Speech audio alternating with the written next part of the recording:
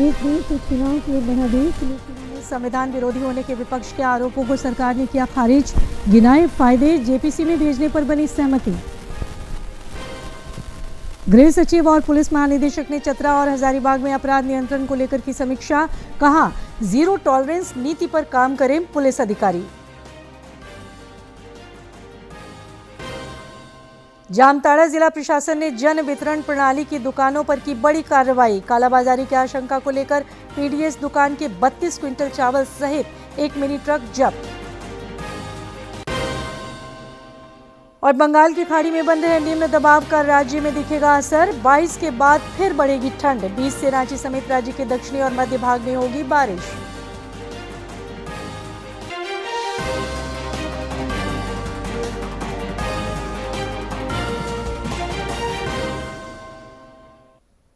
नमस्कार, खबरें झारखंड में आपका स्वागत है। मैं हूं सरोज झा और अब समाचार विस्तार से। एक राष्ट्र एक चुनाव से संबंधित 2 विधेयकों को सदन ने समीक्षा के लिए संयुक्त संसदीय समिति के पास भेजने का प्रस्ताव पारित किया है। गौरतलब है कि केंद्रीय विधि मंत्री अर्जुन राम मेघवाल ने संविधान 129वां संशोधन विधेयक 2024 और केंद्र शासित प्रदेश विधि संशोधन विधेयक 2024 कल सदन के पटल पर रखा। विधेयक सदन में पेश करने के बाद मत विभाजन की मांग हुई, जिसमें 269 सदस्यों ने विधेयक पेश किए जाने के पक्ष में और 198 सदस्यों ने इसके विरोध में मत किया। To move for leave to introduce the Constitution 129th Amendment Bill 2024 further to amend the Constitution of India। ये आइटम नंबर 18 में है और आइटम नंबर 19 में जैसे आपने कहा, honourable speaker sir, with your permission I wish to move for leave to introduce the Union Territories Laws Amendment Bill 2024 further to amend the Government of Union Territories Act 1963, the Government of National Capital Territory of Delhi Act 1991 and the Jammu and Kashmir Reorganization Act 2019। ये मैं आपकी अनुमति से आपसे leave मांग रहा हूं। रक्षा राज्य मंत्री और रांची के सांसद संजय सेठ ने एक देश एक चुनाव बिल स्वीकृत होने पर प्रधानमंत्री नरेंद्र मोदी और केंद्रीय गृह मंत्री अमित शाह को बधाई दी है। श्री सेठ ने कहा है कि ये बिल देश हित में है। प्रत्येक 5 वर्ष में लोकसभा चुनाव के साथ विधानसभा चुनाव होते हैं। वहीं देश में हर साल अलग अलग समय पर विधानसभा चुनाव होते हैं। उन्होंने कहा कि एक साथ चुनाव होने पर देश के राजकोष की बचत होगी। पूर्व मुख्यमंत्री और भाजपा के वरिष्ठ नेता चंपाई सोरेन ने भी एक देश एक चुनाव बिल का स्वागत किया है। लोकतंत्र में जब हम कहते हैं हम खंड खंड नहीं होने देंगे भारतवर्ष को, भारतवर्ष अखंड है, तो यहाँ का सभी आदमी एक है, तो 1 नेशन 1 इलेक्शन सही कदम है और भारत देश हित में है। ये तो होना ही चाहिए था। आज जो पहल हुआ देश हित में है। संसद के शीतकालीन सत्र का आज 18वां दिन है। संसद के दोनों सदनों में आज से 20 दिसंबर तक सामान्य कार्रवाई चलेगी। लोकसभा में आज 4 और राज्यसभा में 2 विधेयक पेश किए जाएंगे।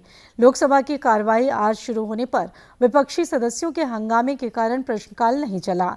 इसके बाद लोकसभा अध्यक्ष ओम बिरला ने भोजनावकाश तक के लिए कार्यवाही स्थगित कर दी।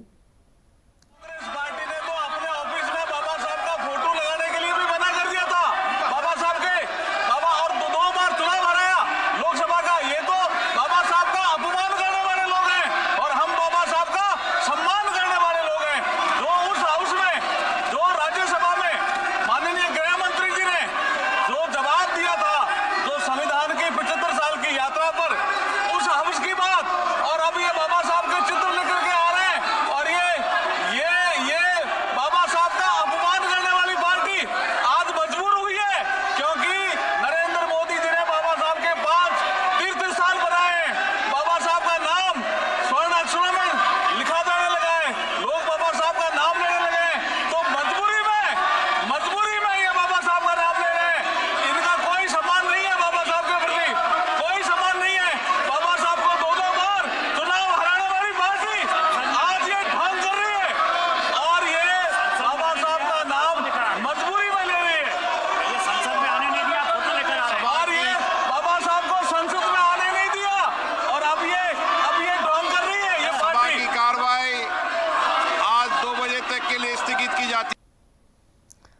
राज्यसभा में भारतीय संविधान की 75 वर्षों की गौरवशाली यात्रा पर सोमवार और मंगलवार को विशेष चर्चा हुई।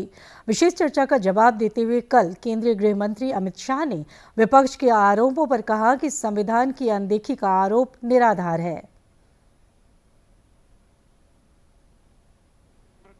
संविधान की 75 साल की गौरवशाली यात्रा राज्यसभा में विशेष चर्चा के दूसरे दिन जोरदार बहस देखने को मिली। सत्ता और विपक्ष दोनों ने एक दूसरे पर व्यंग्यबाण चलाए। सदन के नेता जेपी नड्डा ने दूसरे दिन चर्चा की शुरुआत की और आर्टिकल 356 के दुरुपयोग के मुद्दे पर कांग्रेस को घेरा। उन्होंने कहा कि 1952 से 1967 तक वन नेशन वन इलेक्शन था, लेकिन कांग्रेस ने अपने शासनकाल में कई चुनी हुई सरकारों को गिराकर अनेक राज्यों में अलग अलग समय में चुनाव की स्थिति ला दी। वहीं केंद्रीय मंत्री भूपेंद्र यादव ने भी कांग्रेस के कार्यकाल पर चुटकी ली।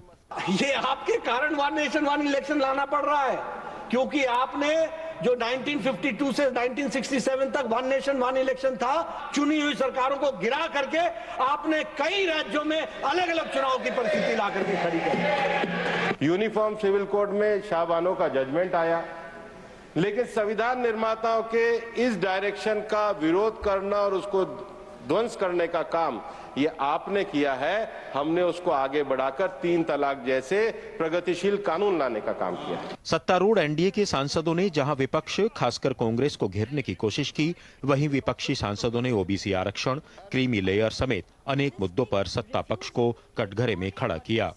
एक ओबीसी की लिस्ट में क्रीमी लेयर के इंटरप्रिटेशन के लिए आप राज्यों की समकक्षता इक्विवेलेंस को एक ऑर्डर के माध्यम से छुपा देते हैं। इमरजेंसी इंदिरा जी ने लगाई थी, लेकिन इमरजेंसी को हटाया इंदिरा जी ही नहीं था।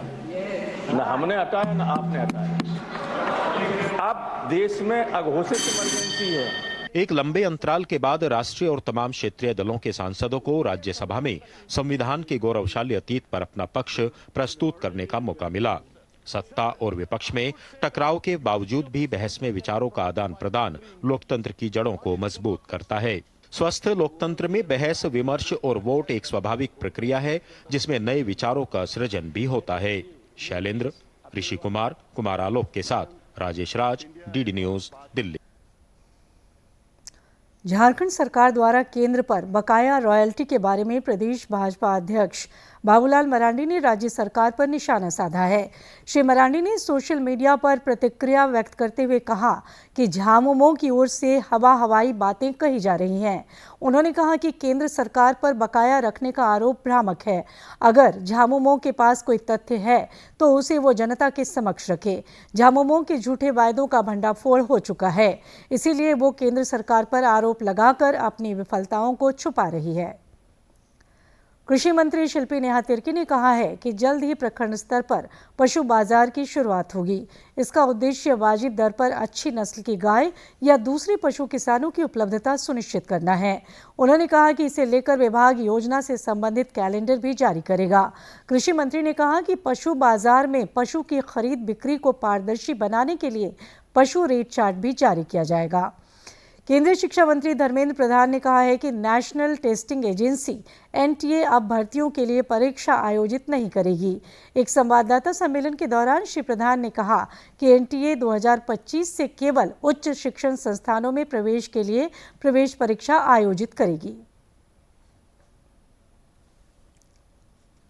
राष्ट्रीय परीक्षा एजेंसी यानी एनटीए अब केवल उच्च शिक्षण संस्थानों में दाखिले के लिए ही प्रवेश परीक्षाएं आयोजित करेगी। शिक्षा मंत्री धर्मेंद्र प्रधान ने मंगलवार को एक प्रेस कॉन्फ्रेंस के दौरान बताया कि एनटीए को नौकरियों के लिए भर्ती परीक्षाएं आयोजित करने के दायित्व से मुक्त कर दिया गया है। शिक्षा मंत्री ने बताया कि एनटीए में सुधार के लिए बनी उच्च स्तरीय समिति की सिफारिशों को अगले साल से लागू किया जाएगा और एनटीए द्वारा आयोजित होने वाली सभी प्रवेश परीक्षाएं पूरी तरह कदाचार मुक्त होंगी।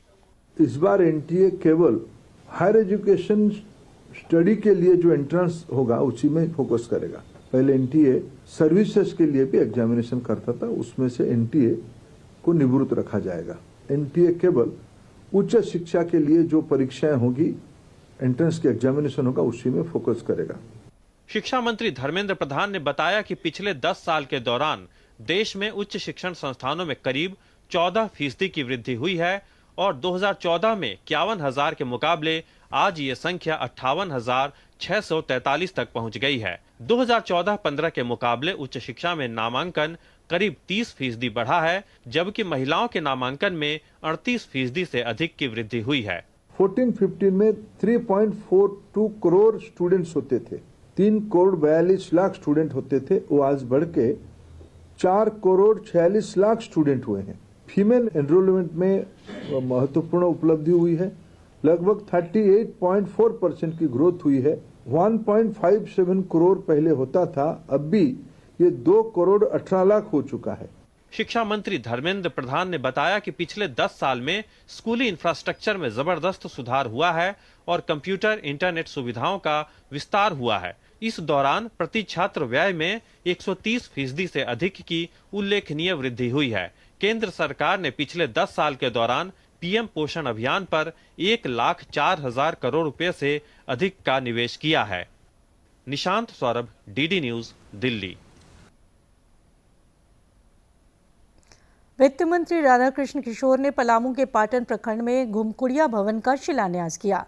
इस दौरान उन्होंने प्रखंड कार्यालय में साइकिल स्टैंड, बिरसा हरित योजना के तहत आम बागबानी, साइल और हेल्थ कार्ड का भी वितरण किया।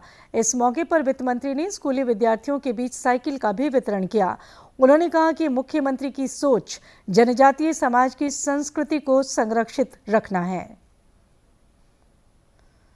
राज्य की गृह सचिव वंदना डाडील और पुलिस महानिदेशक अनुराग गुप्ता ने कल चतरा में आपराधिक घटनाओं की समीक्षा की। इस दौरान उन्होंने अफीम की खेती, कारोबार और अन्य मादक पदार्थों के खिलाफ सख्त कार्रवाई करने का निर्देश दिया। वरीय पदाधिकारियों ने कहा कि सरकार का सख्त निर्देश है कि किसी भी स्थिति में अफीम की खेती नहीं होनी चाहिए। चतरा जिले को अफीम मुक्त और हजारीबाग जिले को अपराध मुक्त बनाना है। इस बैठक में चतरा, हजारीबाग, लातेहार और रांची ग्रामीण के वरीय पुलिस अधिकारी समेत 34 थानों के प्रभारी शामिल हुए। जामताड़ा जिला प्रशासन के निर्देश पर सदर थाना क्षेत्र के बेना स्थित एक राइस मिल को सील कर दिया गया है। ये कार्रवाई अवैध ढंग से मिल के संचालन और चावल के व्यापार को लेकर की गई है। जिला आपूर्ति पदाधिकारी राजशेखर ने बताया कि अवैध चावल के व्यापार की सूचना मिलने पर मिल में छापेमारी की गई। निरीक्षण के दौरान मिल में पीडीएस दुकानों का चावल और रिपब्लिक ऑफ बांग्लादेश लिखी बोरी जब्त की गई है। जिला आपूर्ति पदाधिकारी ने बताया कि मिल मालिक द्वारा पीडीएस की दुकानों से चावल की खरीदारी करने की सूचना मिली थी। छापेमारी के दौरान एक मिनी ट्रक और 36 बोरी चावल भी जब्त किया गया है।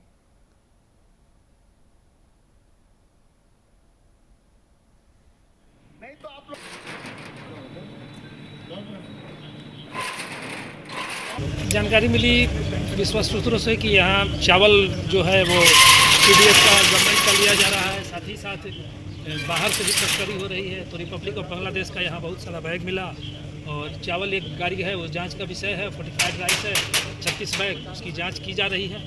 तो जांच के बाद वो पता चलेगा तक। जिला प्रशासन के आदेश पर हुआ है, अभी सीज किया जा रहा है। रांची के उपायुक्त मंजुनाथ भजंत्री ने अपने कार्यालय कक्ष में लोगों की समस्याएं सुनी और समाधान के लिए अधिकारियों को निर्देश दिए। उपायुक्त से मिलने वालों में टाना भगत भी शामिल थे। उपायुक्त से जिला परिषद के कई सदस्य, वार्ड पार्षद तथा उप मुखिया ने भी मुलाकात कर अपनी मांगें रखी। उपायुक्त ने अधिकारियों को लोगों से मिली शिकायतों का भौतिक सत्यापन कर अविलंब उसका समाधान निकालने का निर्देश दिया। माइनिंग के क्षेत्र में उत्कृष्ट कार्य करने के लिए IIT IASM धनबाद में टैक्समेन और हेक्सागन इंडिया के सहयोग से डिजिटल सेंटर खोला गया है, जिसका उद्घाटन नीति आयोग के सदस्य डॉक्टर VK सारस्वत ने किया। इस अवसर पर उन्होंने कहा कि इस तकनीक से खनन के क्षेत्र में परिवर्तनकारी बदलाव देखने को मिलेगा। AI और IoT जैसी अगली पीढ़ी की तकनीकों का लाभ उठाकर खनन मूल्य श्रृंखला में परिचालन, दक्षता, सुरक्षा और स्थिरता को बढ़ावा मिलेगा।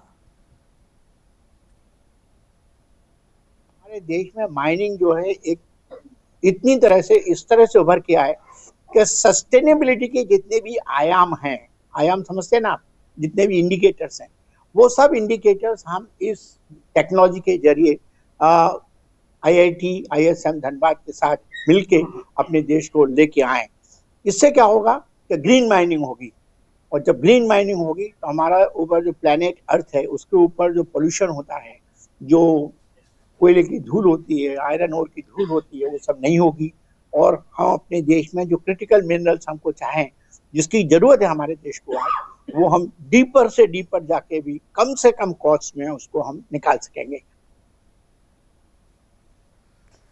प्रधानमंत्री नरेंद्र मोदी आगामी 29 दिसंबर को आकाशवाणी पर मासिक मन की बात कार्यक्रम में देश विदेश के लोगों के साथ अपने विचार साझा करेंगे। आम लोग इस कार्यक्रम को लेकर विचार और सुझाव टोल फ्री नंबर 1800-117800 पर दे सकते हैं। नरेंद्र मोदी ऐप या माईगॉव ओपन फोरम पर भी विचार साझा किए जा सकते हैं। और अब कुछ खबर राज्य के विभिन्न जिलों से।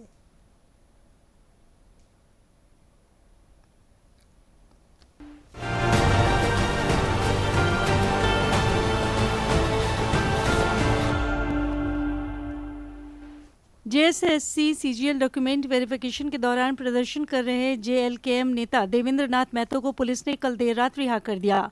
अपनी रिहाई के बाद देवेंद्र ने कहा कि हाईकोर्ट का निर्णय यही संदेश देता है कि सत्य परेशान हो सकता है, पराजित नहीं। उन्होंने कहा कि हाजत में तो नहीं, लेकिन प्रदर्शन के दौरान बहुत मारा गया। रांची के अपर बाजार स्थित मारवाड़ी कन्या विद्यालय में लड़कियों के साथ छेड़खानी के मामले में एसएसपी चंदन कुमार सिन्हा ने महिला थाना प्रभारी पिंकी साव को निलंबित कर दिया है। जानकारी के अनुसार स्कूल प्रबंधन ने कोतवाली थाना और महिला थाना को घटना की सूचना दी थी, लेकिन वहां के कर्मियों एवं पदाधिकारी ने संवेदनशीलता नहीं दिखाई। इसी लापरवाही में ये कार्रवाई की गई है। ओबीसी कांग्रेस के एक प्रतिनिधि मंडल ने खूंटी की अनुमंडल पदाधिकारी से बालू लदे ट्रैक्टरों को नहीं पकड़ने की मांग की। मौके पर सोनू इमरान ने कहा कि लोग घर बनाने के लिए ट्रैक्टर से बालू का परिवहन करते हैं। पुलिस उन ट्रैक्टरों को पकड़कर मामला दर्ज कर देती है। इस पर एसडीओ ने निजी काम के लिए ट्रैक्टर से बालू परिवहन करने वालों के खिलाफ कार्रवाई नहीं करने का निर्देश दिया है। दुमका जिले के सरैयाहाट थाना के हरलाटाण स्टेशन से आधा किलोमीटर दूर देवघर से गोड्डा जाने वाली लोकल ट्रेन से नाबालिग प्रेमी युगल ने कटकर अपनी जान दे दी। युवक मोहनपुर थाना के झालर गांव का रहने वाला था। वो अपने नाना मनोहर मंडल के घर सरैयाहाट थाना के कोरदाहा गांव में ही रहकर इंटर की पढ़ाई करता था। गढ़वा जिले की धुरकी पुलिस ने छोटू भुइयां हत्याकांड में एक नाबालिग सहित 3 लोगों को गिरफ्तार किया है। उनके पास से हत्या में प्रयुक्त 3 टांगे भी बरामद की है। गिरफ्तार लोगों में धुरकी थाना क्षेत्र के भंडार गांव के कोयल आहरा निवासी अंकित सिंह, तेतर सिंह और एक नाबालिग शामिल हैं। एसपी दीपक कुमार पांडे ने अपने कार्यालय में संवाददाता सम्मेलन में ये जानकारी दी। आगामी 20 दिसंबर को दिल्ली में गुमला जिले के मांदर का जीआई टैग किया जाएगा। इसे लेकर जिला प्रशासन द्वारा आवेदन आमंत्रित किया गया है। उपायुक्त ने वीडियो कॉन्फ्रेंसिंग के माध्यम से इसकी तैयारी की समीक्षा की। उन्होंने कहा कि गुमला के मांदर को जीआई टैग मिलने से जिले के कारीगरों को एक नई पहचान मिलेगी। बोकारो जिले के बेरमो में सड़क पर रात गुजारने वाले और राहगीरों को ठंड से बचाने के लिए प्रशासन द्वारा विशेष कदम उठाया गया है। इस अंचल के विभिन्न व्यस्त मोड़ और चौक चौराहों पर प्रशासन द्वारा अलाव की व्यवस्था की गई है। जिला प्रशासन ने आम लोगों से ठंड से अपना बचाव करने की अपील की है।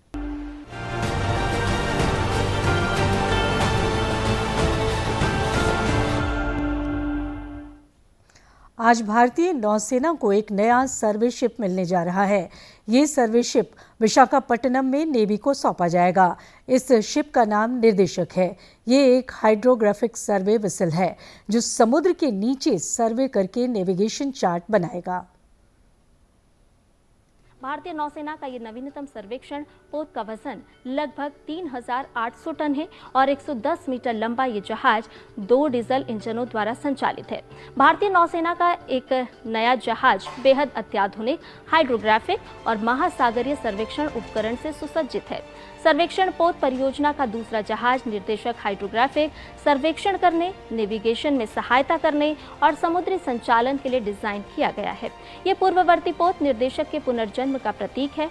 पहले पोत को 32 वर्षों की सेवा के बाद 19 दिसंबर 2014 को नौसेना के बेड़े में विदा किया गया था। नौसेना के इस समुद्री जहाज का निर्माण GRSE कोलकाता में किया गया है। जहाज के निर्माण में 80% से ज्यादा स्वदेशी सामग्री का उपयोग किया गया है। ये पोत समुद्र में लगातार 25 दिन तक रह सकता है और 18 समुद्री मील प्रति घंटे की गति से चलने में सक्षम है।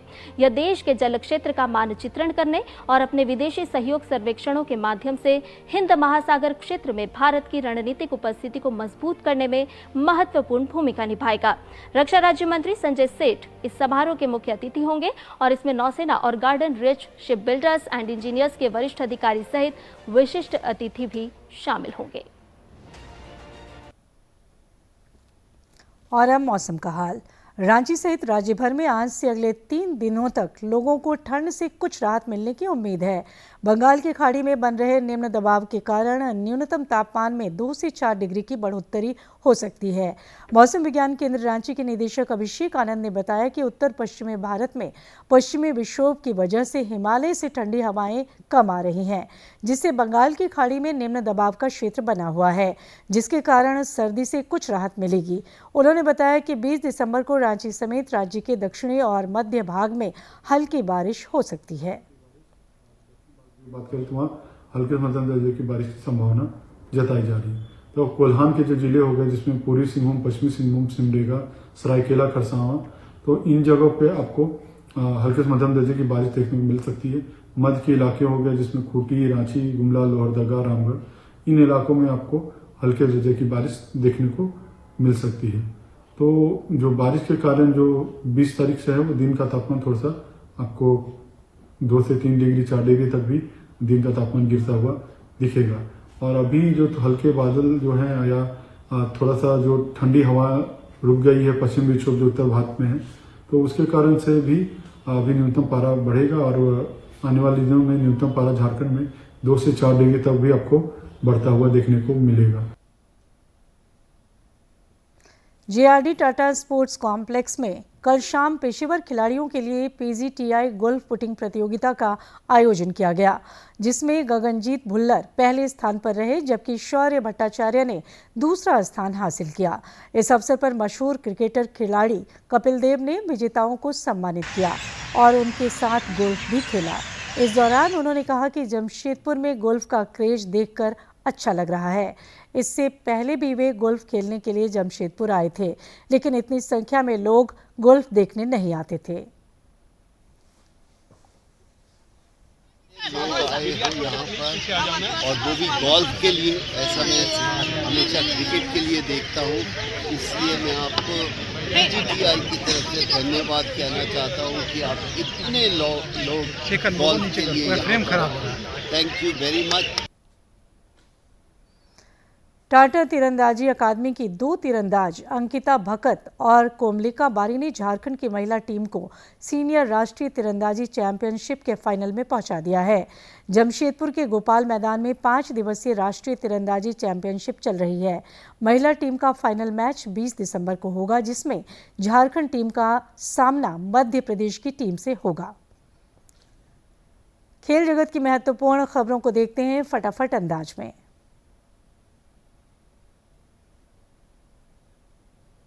नरेंद्र मोदी के फिट इंडिया अभियान को आगे ले जाते हुए केंद्रीय खेल मंत्री मनसुख मांडविया ने फिट इंडिया साइकिलिंग ट्यूसडे मुहिम की शुरुआत की। शतरंज के विश्व चैंपियन डी गुकेश को चेन्नई में आयोजित एक कार्यक्रम में सम्मानित किया गया। डी गुकेश ने एक रोड शो में भी हिस्सा लिया। डी गुकेश ने कहा कि शतरंज का विश्व चैंपियन बनना उनका सपना था और इस सपने को पूरा करके वे बेहद खुश हैं। रोहन जेटली को फिर से DDCA का अध्यक्ष चुना गया है। उन्होंने चुनाव में पूर्व क्रिकेटर कीर्ति आजाद को हराया। DDCA अध्यक्ष चुने जाने के बाद रोहन जेटली ने कहा कि वे आगे भी क्रिकेट की भलाई के लिए काम करते रहेंगे। वेस्टइंडीज की महिला टीम ने भारत को हराकर 3 मैचों की T20 श्रृंखला का दूसरा मुकाबला 9 विकेट से जीत लिया है। इस जीत के साथ ही वेस्टइंडीज ने सीरीज में 1-1 से बराबरी कर ली है। न्यूजीलैंड के तेज गेंदबाज टीम साउदी ने जीत के साथ टेस्ट क्रिकेट से संन्यास लिया। टीम ने इंग्लैंड के खिलाफ 423 रनों की जीत के साथ उनको शानदार विदाई दी। टीम साउदी ने टेस्ट में 391, वनडे में 221, 125, T20 मैचों में 164 विकेट हासिल किए। आगामी हॉकी इंडिया लीग HIL 2024-25 के सभी मैचों के टिकट रांची और राउरकेला में मुफ्त होंगे। इस साल के हॉकी इंडिया लीग में 8 पुरुषों और 4 महिलाओं की टीमें हिस्सा लेंगी। भारत अगले साल नवंबर में विश्व मुक्केबाजी कप फाइनल की मेजबानी करने के लिए है तैयार। इस टूर्नामेंट की तारीखों की घोषणा अगले साल जनवरी में होगी। और अब बात कारोबार जगत की।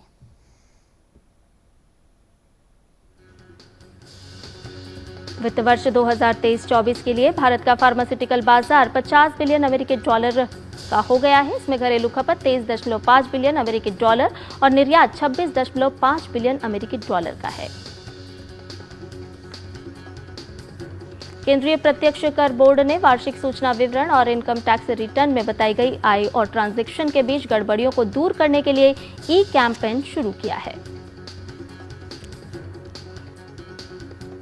सेबी निष्क्रिय और बिना दावे वाले म्यूचुअल फंड फोलियो का पता लगाने के लिए एक प्लेटफॉर्म लाएगा। म्यूचुअल फंड निवेशों की खोज करने, KYC अपडेट करने और धोखाधड़ी वाली निकासी की रकम के जोखिम को कम करने में इससे मदद मिलेगी। मुंबई अंतर्राष्ट्रीय एयरपोर्ट पर नवंबर 2024 में यात्रियों की संख्या में इजाफा हुआ है। करीब 48 लाख यात्री एयरपोर्ट पर आए। इसमें से 34 लाख घरेलू और 14 लाख अंतर्राष्ट्रीय यात्री थे। दुबई की शिपिंग कंपनी DP वर्ल्ड ने हरियाणा के पाली रेल टर्मिनल की आधारभूत सेवाओं का विस्तार किया है। उत्तर भारत की समान आवाजाही की मांग को पूरा करने के लिए तीसरी रेल लाइन को जोड़ा गया है। मारुति सुजुकी इंडिया एक साल में 20 लाख कारें बनाने वाली भारत की पहली कंपनी बन गई है। पिछले साल कंपनी ने 19 लाख गाड़ियों का उत्पादन किया था।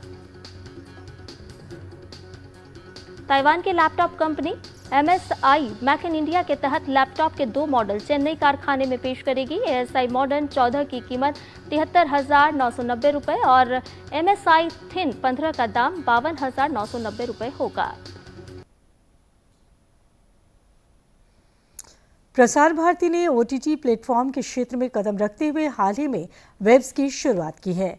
ये डिजिटल मीडिया और OTT दर्शकों को एक संपूर्ण इंफोटेनमेंट इकोसिस्टम देता है। दूरदर्शन के OTT प्लेटफॉर्म के क्षेत्र में कदम रखते हुए हाल ही में वेव्स की शुरुआत हुई है। यह डिजिटल मीडिया और OTT दर्शकों को एक संपूर्ण इंफोटेनमेंट इकोसिस्टम देता है। अगर आपको भी चाहिए फ्री में शानदार कंटेंट तो आज ही डाउनलोड करें। QR कोड के जरिए भी वेव्स ऐप डाउनलोड की जा सकती है। तो प्रसार भारती का नया OTT प्लेटफॉर्म वेव।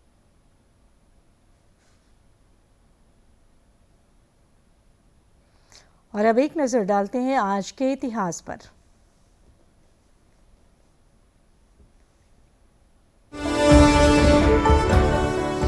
अठारह दिसंबर साल 2000 से अंतर्राष्ट्रीय प्रवासी दिवस मनाने की शुरुआत हुई। 18 दिसंबर 1990 को संयुक्त राष्ट्र महासभा ने सभी प्रवासी कामगारों के अधिकारों और उनके परिवारों के सदस्यों के संरक्षण पर अंतर्राष्ट्रीय सम्मेलन को अपनाया। 4 दिसंबर साल 2000 को UN ने दुनिया में प्रवासियों की बढ़ती संख्या को मान्यता दी। यह दिवस प्रवासियों और शरणार्थियों की सुरक्षा के बारे में जागरूकता बढ़ाने के लिए मनाया जाता है। इस दिन का उद्देश्य लोगों को इस बात के लिए शिक्षित करना है कि हर प्रवासी का सम्मान के साथ व्यवहार करना मूलभूत आवश्यकताओं में से एक है। 18 दिसंबर साल 2014 को GSLV मार्क 3 ने सतीश धवन अंतरिक्ष केंद्र के दूसरे लॉन्च पैड से अपनी पहली उड़ान भरी। यह इसरो द्वारा विकसित 3 चरणों वाला भारी वाहक प्रोमोचक रॉकेट है। इस प्रक्षेपण के साथ ही भारतीय अंतरिक्ष अनुसंधान संगठन इसरो ने अपने अब तक के सबसे भारी रॉकेट GSLV मार्क 3 को प्रक्षेपित किया। इस प्रक्षेपण का उद्देश्य इनसेट 4 जैसे भारी संचार उपग्रहों के प्रक्षेपण में भारत को पूरी तरह से आत्मनिर्भर बनाना है।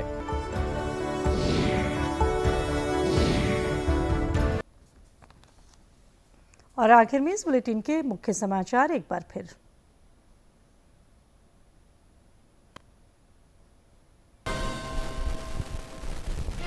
एक देश एक चुनाव के बना संविधान विरोधी होने के विपक्ष के आरोपों को सरकार ने किया खारिज। गिनाए फायदे, JPC में भेजने पर बनी सहमति। गृह सचिव और पुलिस महानिदेशक ने चतरा और हजारीबाग में अपराध नियंत्रण को लेकर की समीक्षा। कहा, जीरो टॉलरेंस नीति पर काम करें पुलिस अधिकारी। जामताड़ा जिला प्रशासन ने जन वितरण प्रणाली की दुकानों पर की बड़ी कार्रवाई। कालाबाजारी की आशंका को लेकर पीडीएस दुकान के 32 क्विंटल चावल सहित एक मिनी ट्रक जब्त। और बंगाल की खाड़ी में बन रहे निम्न दबाव का राज्य में दिखेगा असर। 22 के बाद फिर बढ़ेगी ठंड। 20 से रांची समेत राज्य के दक्षिणी और मध्य भाग में होगी बारिश।